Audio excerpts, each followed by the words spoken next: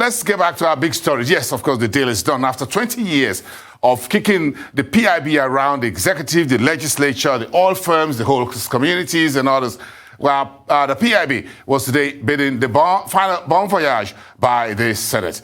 Now it's on its way to the table of President Muhammadu Buhari, who will make history if he appends his signature to the document that is expected to grow local content, increase investments into the oil and gas sector, take better care of the host oil communities, among other such benefits. Let's take a quick listen to Senator Ahmed Lawan, President of the Senate, speaking earlier today at the plenary on the PIB. Listen. A bill for an act to provide legal governance, regulatory and fiscal framework for the Nigerian petroleum industry, the development of host communities, and for related matters 2021 been taken, and the bill is passed. We promise Nigerians that we will do our best to pass the petroleum industry bill that have then so far at that time defied passage or defied assent. At least the demons have been defeated in this chamber. I want to assure the petroleum industry in Nigeria that what we have passed is a very good balance of giving them the kind of clement environment for them to not only stay here, but even bring more foreign investors into the oil and gas industry in Nigeria. Ahmed Lawan, President of the Senate, sounding very positive there about the PIB. But just before the flurry of congratulations and well-wishing message starts pouring in, the key question is how the new PIB will be used in President Buhari's toolbox of economic management now and into the new emerging energy world. Joining me for this curtain-raising conversation is Joe Nwakwue, an oil and gas consultant and partner at Zenera Advisory and Consulting. A good evening to you, sir, and welcome to the show. And congratulations to you and others who have worked tirelessly to ensure that this bill has been passed. So, give me your first word on the passage of this bill by the Senate. Well, from what we know today, the Senate and the House had passed versions of the bill. So, it's not done yet. They will still have to go through harmonization. So the House version and the Senate version has to be harmonized by a joint committee and before it is represented to both houses and then subsequently sent to the president for assent. So yes, we're not quite there, but it's an important step that has been taken. Yes, a very important step. Do you see this harmonization being done very quickly and being passed for Mr. President to put his signature on? Well, I hope so. Everybody is anxious to see this done. And from what we can see, from the way and manner the National Assembly has gone about this, you can see some determination on their side to close this chapter. It's been 20 years on, and I think everybody recognizes the need to do this and do it as quickly as possible. We're already late, so getting it done is probably the only thing we can do today. How important is this milestone in the oil and gas legislation for Nigeria at this very critical point in the country's economic circumstances? I would say it's probably the most important piece of legislation that will be passed in the last decade, if you think about it. Remember that this sector contributes 60–70% of our national federal revenue, and this sector as well has been in some kind of decline because investments have not been coming in. The moment Nigeria signaled that we will be changing our fiscal laws, the investors basically adopted a wait and see position. So for as long as this takes, not a whole lot will be happening in the sector. So, and we've started to see the effect of lack of investment in the sector, declining capacity to produce and all that. So it's important that we close this so that the industry can get back on its feet. So it is very, very important, and it's critical to growth, economic growth for Nigeria, because 60-70% of our revenue comes from the sector. And I dare say that going forward, this is still the sector that has the capacity to lift Nigeria up from this, our current situation. Okay, but do you think the content of what is passed and what will be harmonized will be favorable to the executive branch and Mr. President will sign off on it? Remember, there was a version which was sent to him, which he refused to assent and send it back to the parliament. Well, I hope he will. This is an executive bill. Okay, so I need to make some clarification. I'm sure you're referring to the PIGB, which was just the governance side of the bill. Yes. That was not signed by Mr. President 3-4 years ago.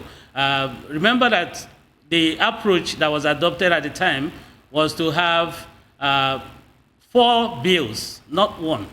So one of them was not signed, and this was a member's bill. It wasn't an executive bill. So my expectation is that in this very instance, that's the PIB we're looking at today, this is an executive bill by the executive, and yes, the National Assembly would have modified it somewhat, but I expect that the President will have no problem, being that they, ab initio, proposed this, at least the fundamental basis of the bill came from the executive. So my expectation is that, yes, he will go ahead to assent to it ultimately. You spent some time working on this as a consultant and an oil and gas consultant and someone who has experience in this particular field. Is there any significant change in terms of what we're looking at today from where we started the journey of the PIB 20 years ago? Sure. I mean, a lot has changed, both from the environment. The industry has radically changed. The industry we have today is not the industry we had 20 years ago when this was started. If you remember, today we're looking at energy transition. We're looking at a demand destruction ultimately for crude. We're looking at the need to basically diversify the sector itself, not just the economy, diversify the sector for growth. So there's a lot that has changed, and the good news is that most of those have been incorporated. When we started this, the cost of production was nowhere near where it is today. So you're looking at totally different set of variables in designing this. So, but the good news, as I said, is that a whole lot of that has been built in. And I'm sure most of the provisions are forward-looking. They are looking at what should we have in 30 years, 50 years from now. If you think about Nigeria, we're looking at 37 billion barrels of reserve. At current production rate, that's going to take you 50 years to deplete at current rate if you kept everything stable. We don't have 50 years to deplete that. We need to do that faster. And the only way you can do that is to invest. But we don't have the money to invest. So what do? You need investors. So we need a competitive fiscal arrangement that will attract the investor to come in and put money down. Joe, as you said, the world of oil, gas, and energy has changed since Nigeria's PIB was first mooted 20 years ago. So the question is, how will this help the communities and everyone? Let's come back after the break.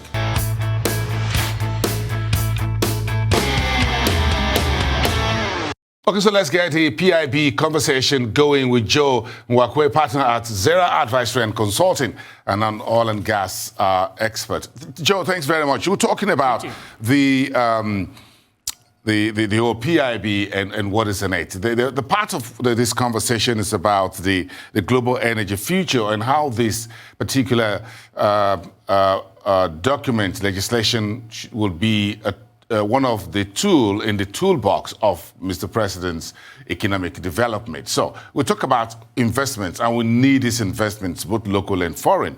But the question, let's talk about the host communities first. Do you think there's enough provision here to calm the nerves down there and take care of the agitations in the Niger Delta, which is rightly so, and every host community where we're dealing for hydrocarbon in terms of whether they get 3% or they get 5%, or you add 3% to 5% to get 8%.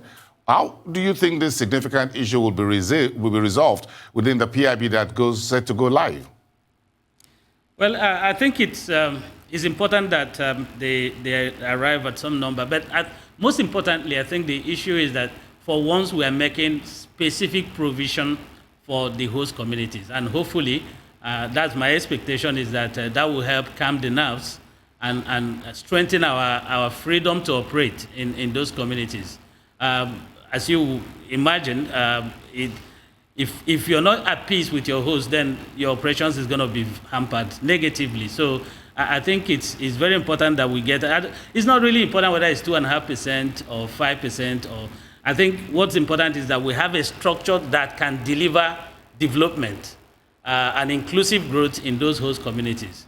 There are a few issues around it, around escalating cost and all of that, but those can be worked. The important thing is that we have an environment that is peaceful enough that can guarantee that our operations do not get disturbed. So I hope, and I understand that the Senate passed 3% and the House of Rep passed 5%. So somewhere in there, they will harmonize the numbers, and we hope to have peace and growth and development in the host communities. Another part of this document, another leg, is the PIB speaks to local content.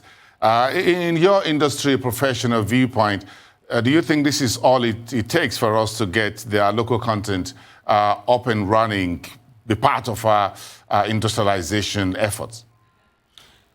Well, the PIB does not quite deal with the local content aspect for the industry. It talks about it, but remember that the law, that we have an effective legislation on Nigerian content. But I think it's important that we recognize that Nigerian content will be on the increase as we implement, if we faithfully implement the PIB, because there are sufficient enough provisions in there that will encourage our local entrepreneurs to get involved. So yes, it doesn't specify directly any local content requirements or regulatory standards, because there's already a legislation that does that. But it creates a framework that will encourage local participation across the value chain, and I think that's very important in having that discussion. What about the issue around the governance issue and all of that? Is that when we have this bill passed, will it be a document that is just on the table, or will it be a living document? That's my point, because is it something that we pass today and it just sit there as a document, or do you think there will be developments within the oil and gas industry that will require us tinkering with the letters and the spirit of the PIB? Well, like all laws, there will always be need for reviews with time. But my sense is that if the version that we saw, the executive version, if what comes out of this process is anything like that, then we will not be reviewing it in a hurry. So I imagine that it will run for some years, then we will understand what the challenges are, and then of course there will be review. The legislative review process will kick in to update it with time as things change, because the environment is not static. It's so dynamic and it's so fast, things change so fast that we will need to tinker with it, I imagine. But it creates a very stable framework within which you can work. I think that's very important. Unlike what we have today, where there's a patchwork of legislation across, we have all sorts of laws, and some of them are not perfectly aligned. So this will close that gap. This will help us to have a framework that is stable enough that you can, and flexible enough to allow you to respond to situations as they develop. I'm sure you industry folks will be looking at passing the PIB and the level of investments and growth in the industry. Is there a figure you folks are looking at? If you pass the PIB today, are we going to get $1 billion on the table tomorrow from? No, I haven't seen any such numbers. What I can say, though, is that there are components to this. There are probably 4 components to it. One, we're looking for investment. So a competitive fiscal arrangement will hopefully attract investment, but it takes time for the benefits to materialize. The other one is equally important, is that you are commercializing the national oil company. And I hope, and we had recommended that they should actually go a step further to unbundle it. I don't know what the final version will have, but at a minimum, the idea is that we expect to see some efficiencies from the National Oil Company. That's the second one. The third one, which is probably the most important, is that given the dynamics in the global energy environment, there's need for us to develop the midstream. The Nigerian midstream and downstream has been ignored for so long because we are focused on the upstream. This bill has sought to open up the midstream and the downstream as well for investment, for growth. And that's where most of the economic benefits that could have accrued to the country as an oil-producing nation, that's where we missed it. So if we can energize, incentivize growth in the midstream and the downstream, then Nigeria can conceivably benefit quite a lot from those. And we're talking of gas processing, we're talking of refining, we're talking of all of that, gas to power, gas, petrochemicals. That's the midstream that we have left to lie idle for too long. So this bill creates a midstream infrastructure fund. It does a whole lot, gas pricing and all that. So hopefully it will unlock that sector. And if we do that, then there will be huge economic benefit to the country, whether it's employment, taxation, all that will come in. And the volumes will grow. And I say this, the world we see going forward is not one where you export raw commodities. It's one where you add value to it. And the midstream is the engine, is the vehicle that will allow us to do that. On a final note, Joe, give me some comfort here as for millions of Nigerians who would see this PIB as a document in the back pocket of the international oil companies or the IOCs, which will leave the local oil participants or players begging to play catch-up. Sorry, I didn't get that again. Yeah, I'm asking a very straight question. Is this PIB more in favor of the IOCs than the local oil and gas operators? No, I think it's agnostic. I don't think it cares whether it cares about investment. And it will hopefully place Nigeria to receive investment irrespective of where it's coming from. Which is what you would do if you're in our situation. You really don't care where the money comes from. You really don't care where the investment comes from. As far as it's here and it's genuine, that's what we need. We need growth in the sector. And I think Nigeria has an open-door policy as far as investment goes. So, well, I don't know as investment goes, but many Nigerians would rather want a situation in which the IOCs don't remain the dominant player. At least they've been for 60 years. Well, that's going to be a market-driven thing. It's not something you do through legislation. And we've started to see scaling up by our indigenous players, which is a good thing. But that will continue to happen. Remember, most of the assets that the IOCs hold are either, especially in the JV area, they are all matured. And so they will offload them ultimately to some independents, which hopefully will be Nigerians. Okay. So it's a natural market development thing that will happen. But you cannot legislate that. Okay, that's fair. That's fair enough. Congratulations to all of you. Joe Nwakwue, oil and gas consultant and partner at Zenera Advisory and Consulting. Do have a wonderful evening and see you next time.